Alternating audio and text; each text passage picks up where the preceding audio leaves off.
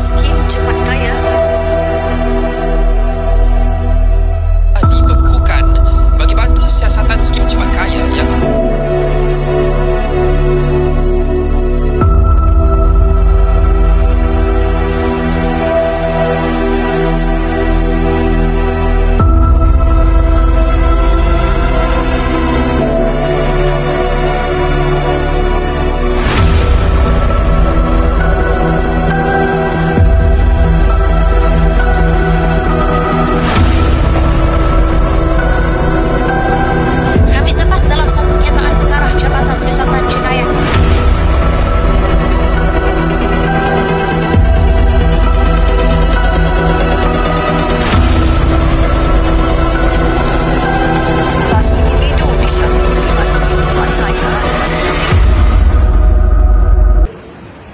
Assalamualaikum warahmatullahi wabarakatuh dan salam sejahtera.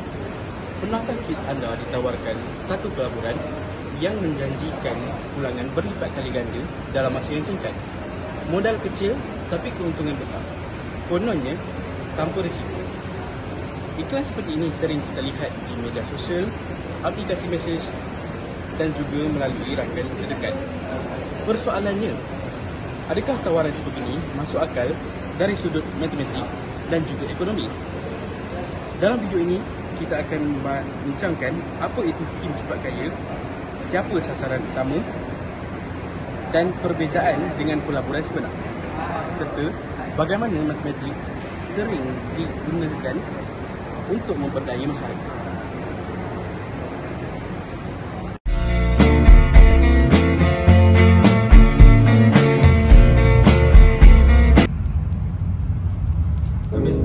Aku ada nampak satu poster ni, dia kata pasal skim cepat kaya. Kau rasa logikah kalau orang ni boleh jadi kaya dalam masa singkat tanpa buat apa-apa? Soalan yang bagus. Kalau ikut IFT ekonomi dan matematik, jawapannya hampir mustahil lah. Macam tu. Tapi aku selalu nampak iklan kata labur ni sikit je, lepas tu dia boleh dapat untung ribu-ribu. Itu yang kita panggil sebagai skim cepat kaya. Ramailah orang yang berdaya sebab ayat dia nampak meyakinkan. Betul lah. Tapi jadi apa sebenarnya skim cepat kaya ni? Skim cepat kaya ni pelaburan palsu yang menjanjikan pulangan tinggi dalam masa yang singkat. Skim cepat kaya merujuk kepada satu bentuk pelaburan palsu yang menjanjikan pulangan yang tinggi dalam tempoh masa yang singkat, biasanya dengan risiko yang dikatakan sangat rendah atau langsung tiada. Kebanyakan skim ini beroperasi tanpa aktiviti perniagaan sebenar. Keuntungan yang dibayar kepada pelabur lama sebenarnya datang daripada wang pelabur baru. Skim ini sering memanipulasi keinginan manusia untuk memperoleh kekayaan dengan cepat tanpa usaha yang sepadan. Dalam realiti ekonomi, tidak wujud pelaburan yang memberikan pulangan luar biasa tanpa risiko. Jika sesuatu tawaran kedengaran terlalu indah untuk menjadi kenyataan, besar kemungkinan ia adalah satu penipuan. Jadi apa sebenarnya skim cepat kaya ni? Skim cepat kaya ni pelaburan palsu yang menjanjikan pulangan pelaburan yang tinggi dengan risiko pelaburan yang rendah dan ratusan keuntungan yang tinggi. Maksudnya duit tu dia tidak dilaburkan betul-betul lah. Ya, kebanyakannya tak ada perniagaan yang sebenar. Duit pelabur yang lama sebelum tu digunakan untuk duit pelabur yang baru. Macam power orang lah ni, dia pusing duit orang. Yes. Kenapa skim ni selalu berjaya dapat bangsa? Sebab kebanyakan orang ni dia tak tahu siapa yang dia nak sasarkan. Contohnya macam orang kampung, sara. Jadi target dia golongan yang golongan macam ni lah. Dan kenapa orang target golongan yang macam ni? Sebab kebanyakan orang ni semua dah berusia. Jadi orang tu ada simpanan. Selain daripada tu juga orang kurang dalam pendedahan untuk pelaburan. Jadi diorang selalu terpengaruh dengan the freedom of money. Jadi sebenarnya dia main dengan orang punya emosi ke macam mana? Lebih kurang diorang tak main logik lah, dia main emosi. Skim cepat kaya tidak memilih mangsa secara rawak. Ia menyasarkan kumpulan tertentu yang mudah dipengaruhi oleh janji keuntungan. Antara sasaran utama ialah golongan pesara yang mempunyai simpanan wang tetapi kurang pendedahan kepada ilmu pelaburan moden. Selain itu, masyarakat luar bandar dan orang kampung juga sering menjadi sasaran, terutamanya melalui pendekatan kepercayaan dan hubungan kekeluargaan. Golongan muda dan pelajar bila mudah terpengaruhi dengan gaya hidup mewah yang dipaparkan di media sosial serta keinginan untuk mencapai kebebasan kewangan. Skim ini mengeksploitasi emosi, bukan logik. Ami, aku ada nampak nih orang tu coklat bank, kereta mewah. So itu semua palsu lah tu? Boleh dikatakan palsu lah sebab kebanyakannya sengaja ditunjukkan separuh cerita yang sebenar. Itu yang kita bagi testimoni terancam. Saya berkata Slaughterhouse, Last Chance ni.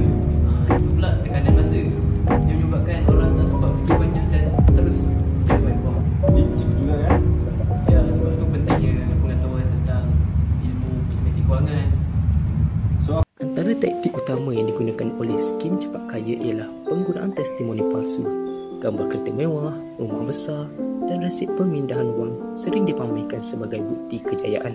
Selain itu, penipu juga menggunakan tekanan masa dengan mengatakan peluang adalah terhad dan perlu bertindak segera. Istilah-istilah kewangan seperti faedah kompaun, ulangan pelaburan dan dividen turut digunakan untuk meyakinkan mangsa, walaupun hakikatnya ia tidak difahami atau tidak wujud dalam skim tersebut.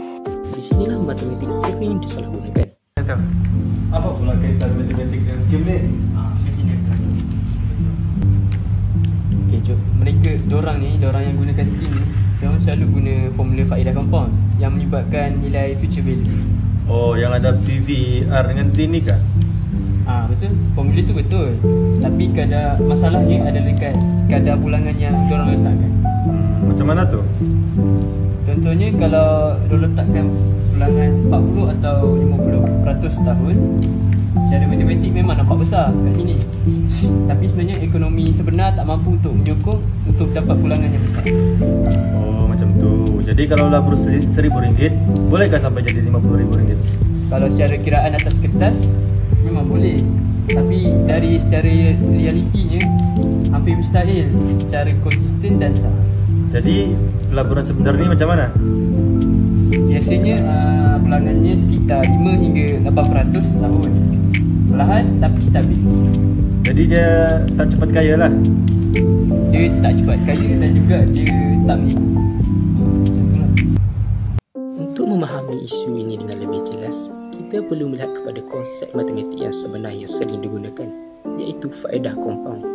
Formula nilai masa hadapan adalah nilai masa hadapan sama dengan nilai perbulan awal didarab dengan 1 tambah kadar pulangan dan dipangkatkan dengan tempoh masa.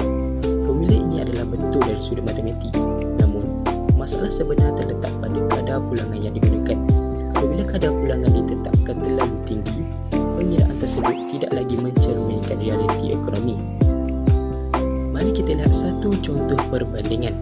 Dalam skim cepat kaya, seseorang melabur RM1,000 dengan janji pulangan 50% tahun selama 10 tahun. Secara matematik, nilai masa hadapan pelaburan ini boleh mencecah puluhan ribu ringgit. Namun, persoalannya ialah dari manakah datangnya wang tersebut? Tiada perniagaan sebenar yang mampu mengekalkan pertumbuhan sebegini dalam jangka masa yang panjang. Sebaliknya, dalam pelaburan sebenar, dengan kadar pulangan sekitar 5% tahun, nilai pelaburan meningkat secara perlahan tetapi stabil dan realistik. Aku tengok graf skim cepat kaya tu naik mendadak. Betul? Itulah yang menunjukkan skim cepat kaya ni sebenarnya tak realistik. Macam tu. Jadi pelaburan sebentar ni pula dia naik sikit-sikit. Betul tu. Sebab itulah yang menunjukkan dia selamat. Sebab dalam kewangan, kestabilan lebih penting daripada kelajuan. Tengok jadi skim cepat kaya ni dia naik secara mendadak, jadi dia tak stabil lah dan terlampau laju dan sangat tak realistik dengan ekonomi masa sekarang. ini tidak realistik dengan perkara yang sebenar dalam dunia yang realiti dunia sebenar.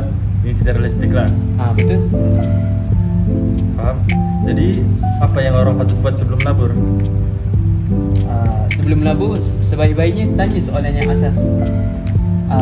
Tanya soalan ni kepada orang yang menawarkan skim-skim tu. Contohnya dari mana untung, daftar ke, atau logik ke pulangan yang dinyatakan. Tapi kalau jawapan tu kabur, senang ya, tinggalkan. Tak perlu pun nak kejar kekayaan yang meragukan. Apabila kita bandingkan kedua-dua situasi ini dalam bentuk graf, perbezaannya jelas kelihatan. Graf skim cepat kaya menunjukkan peningkatan yang terlalu mendadak dan tidak realistik, manakala graf pelaburan sebenar meningkat secara berangsur-angsur selari dengan keadaan ekonomi sebenar. Dalam dunia kewangan, pertumbuhan yang stabil adalah lebih mampan berbanding pertumbuhan yang ekstrim. Matematik tidak menipu, yang menipunya ialah cara manusia menggunakannya. Sekarang aku faham kenapa ramai orang rugi. Sebab mereka percaya janji bukan percaya. Jadi ayat yang paling tepat, Matematik bukanlah menipu, tapi menipu yang menipu.